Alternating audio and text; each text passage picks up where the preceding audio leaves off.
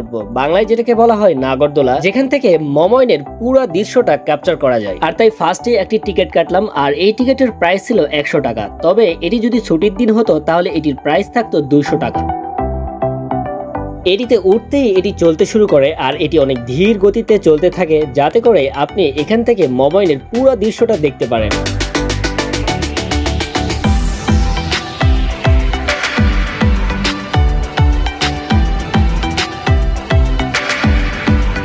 মমইনের এই পাশে নতুন করে আরেকটি পার্ক যুক্ত হচ্ছে, যেটির কাজ অলরেডি 60% হয়েছে। আর দেখতে দেখতেই এক পাক ঘোরা শেষ, আর এটি মূলত এক পাক ঘোরাতেই 100 টাকা নিয়ে থাকে। আর এখন যাব মমইনের মূল অংশে।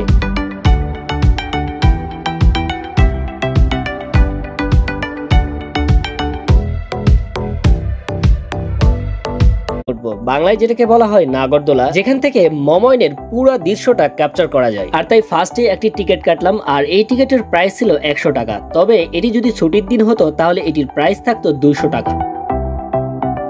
এটিতে উঠতেই এটি চলতে শুরু করে, আর এটি অনেক ধীর গতিতে চলতে থাকে, যাতে করে আপনি এখান থেকে মমইনের পুরো দৃশ্যটা দেখতে পারেন।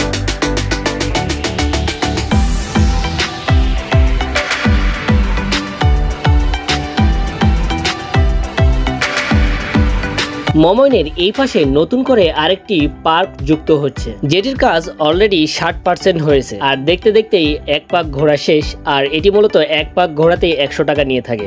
আর এখন যাব মমইনের মূল অংশে।